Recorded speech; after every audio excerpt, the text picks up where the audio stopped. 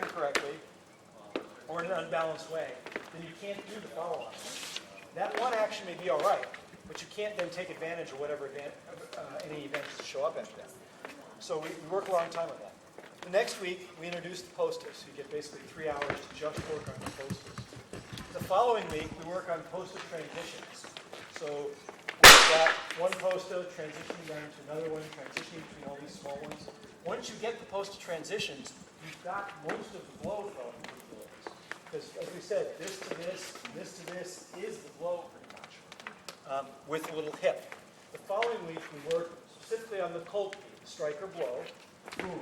What that does is we've said posta transitions, which we worked on for a couple of weeks. Now we're adding power. Boom. That's how we end the strike. The following week is the thrust. It's not much of an issue to worry about getting power with the thrust. It's the same as it is throwing the blow.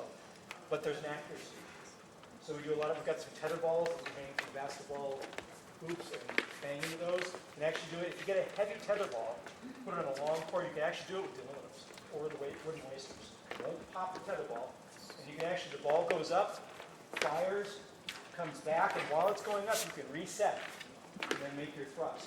And it'll give you slightly different targeting, so you'll have to move in different ways to get those thrusts.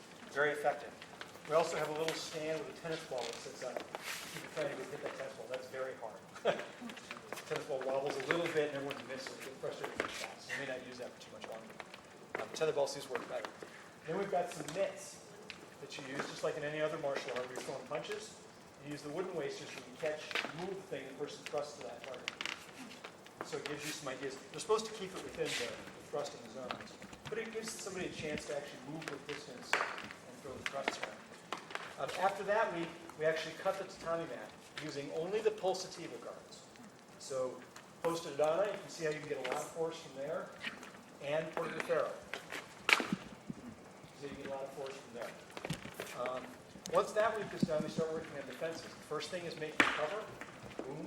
So we got to show you briefly how to do that here. The second thing are displacements. So you line up on the same side, knock the blade away, and come through. We'll do both of those things before we get out of here. So you have plenty of practice. Once we're done with that, we then start doing those things in gear. So now you put on the sparring equipment, and you start right in on doing those same defensive drills, but now you're in equipment. Suddenly things change a bit. Now you're actually trying to keep the thing off your head. We shift from using the wasters or the aluminums to using our rattan waste, or our shinai waste things. The reason is that we can go ahead and hit with these. Here to actually fight against the shinai. That and some sort of hockey glove, and you're all set. Now these are, that's a Yogo to Pau helmet, which is basically a fencing mask that's one side is larger than you usually go for, and inside is some padding with something flipped over the back. You can also use an eskrima mask. Works just fine for this, except that you can only use it pretty much for the shinais. Then we get people basically actually defending against the stuff in their equipment.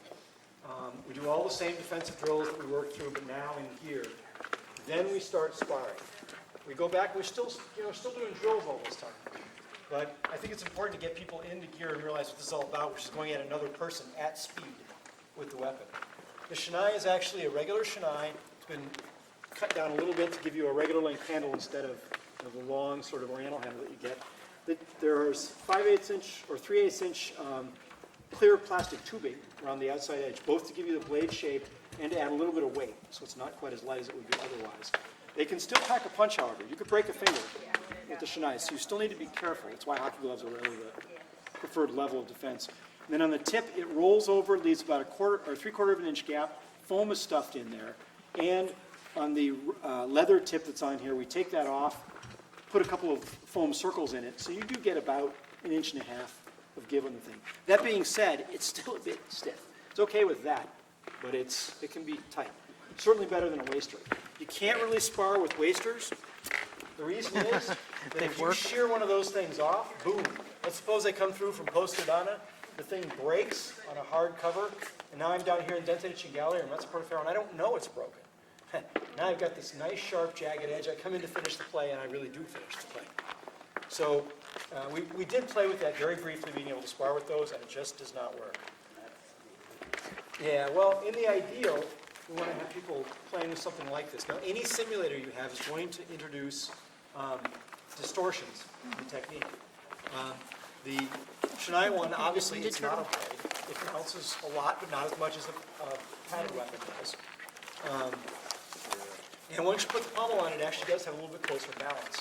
It's heavier than your wasters, but your wasters are largely heavier than the real sword, too. The ones that you'll as are not really that much lighter, but the Purple Heart ones are a little lighter. That's perfectly okay for building up muscles and stuff, but it is a distortion. If you play with the wasters, they bounce too, and they're a little heavier, and the balance distribution is a little different than it is in a sword. So you learn some things. If you play with an SSG baton, you get to hit full force when your opponent's wearing armor, but they hit like a ton of bricks. And so you really do have to be fully armored to play that way. If you play with the aluminum ones, it's close to steel, but it doesn't quite bounce the same way steel does. So there are some distortions, but I think it's the closest thing. The downside are a couple things. One, the aluminum weapons are very stiff on the thrust. I mean very stiff. A rapier, even a live rapier, will flex some in the thrust. These suckers don't flex much. So ultimately what I'm looking at is like a rubber coronal that fits on the tip to give you a little something and some stiff protection in the sternum. You also have to have kind of a full face and throat protection because you can't have this going up into someone's throat or armpit or something. So these would be ideal, but you need a lot better gear. You usually have to use them. So in our elephant classes especially, we usually default back to the Shinai ones, their first trainer, with a hope that if they stay with this, they'll move up towards the aluminums. Only our advanced students work with the aluminum. They have the advantage of being light. You can pull them back on a dime. You don't have to worry about it. On the other hand, it does concentrate the force to an 1/8 inch space. The downside with a steel weapon is that having the same blade thickness on a steel weapon, it's much heavier than the real one. So if you look at a lot of the steel weapons that the reenactors are using, sometimes they're as much as 4 pounds, which is, and you throw that, it's basically an iron bar that you throw out there, and maybe you can stop it, and maybe you can't. Now they're pretty good at working with those things, but the distortion there is the weight. It's much, much heavier. So from the Schola standpoint, these are our best solution. The downside is that we don't have a cheap source for it yet. What's the name of the fellow who did yours in Canada? Charles Evans. Yeah, that's right. Yeah, And how much are they running? 180. Yeah, they're the same. That's Canadian. I paid $150. Mine wasn't quite as finished as Patrick's. Right, it depends on how the finish level. That's a finished one. I don't remember what he called Yeah, it. they're like Something. 200 Canadian, so whatever the. Yeah. Yeah, 150, 160, something like that. Yeah.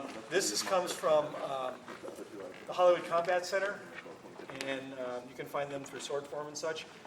They're 180 also. The downside is that it's Pat Baker. He's a great guy, but he works full-time in film.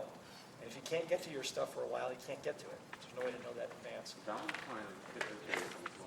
Yeah, I have some of the Valentine ones. The problem is the handle's really long. They balance a little funny in that they'll do these sotani cuts really well, too well, really. But they don't come through in the Fendantes very well. I have 2 of those also.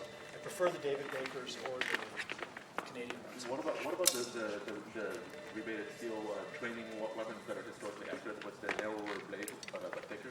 Yeah, they tend to bounce a lot. When you meet blade to blade, they tend to go whirr and come over. The problem with that is that Furious practice guys are still using something that looks a lot stiffer than that. And so that distorts too. Nothing wrong with it. We can certainly use it for some stuff. But you just got to realize where the distortion is. What I'd prefer people do is train all over the spectrum so that you take into account the different distortions as you play. So it's perfectly fine to play with the aluminums or the even slow play with the wasters and stuff, or the Shinai-based ones, or even the padded ones on the other end. That's fine. Try to stick with the same principles, however, as you use them, and realize they're going to do things the real weapon doesn't do. All of these will. If you take your cutting blades, you'll figure out, you'll see pretty quick that they're a little different than all the simulators. So the reason I launched into that is because we do all of these things mixed up, and then we step into actually trying it in gear to do the same stuff. So all of the drills we did today, once you get your gear, do the same drills and see if you can pull it off at speed. Really, when you're working this way, you're working on what and how. What do I do? How do I do it? Da-da-da-da. Once you put the gear on, you're working on when. Because you can't test when slow or on armor. You just can't. Because there's no way the speeds will never line up. First you work in a way where you know what your opponent's going to do. So I'll always throw this or whatever. Then you let the opponent throw different things and see when that's capable. Once your back brain starts to recognize in the course of a fight, oh, that's when I should have thrown that. Oh, the window went by. That's where it was. Once you see it once, that's actually most of the way there. Then you'll gradually perceive it sooner and sooner. And eventually you'll do it once in a fight. That will be a very happy time for celebration. Once you do that thing, do it a couple more times, it's integrated. You probably got it. You can refine after that, that's fine. But you can probably go on to the next thing. So we like people to do is start off with drill, then move up to focus sparring in gear where your opponent's actually doing predictable things, then do unpredictable things, then try it in free sparring. When you're free sparring like that, don't worry about how many times you get hit. You're only worried about, do I see the moment when the one thing I'm working on comes to pass? That doesn't mean you don't do anything else. It just means the whole point of that fight for you is that thing. When you're first doing it, tell your opponent what you're working on so they can set up on it. When you're more further into that particular technique, don't tell them. What are you working on? I got something. See if it comes up. And if it comes up, great. It may not show up. It's all right. Just have a fun fight. Play around with it. But if you go through those steps, everything can be integrated and gradually get faster and faster. It won't take you a whole bunch of steps to get it. You just go in. Similarly, when you get the principles, all the rest of the stuff sort of comes up on its own. So work really hard on the basic stuff.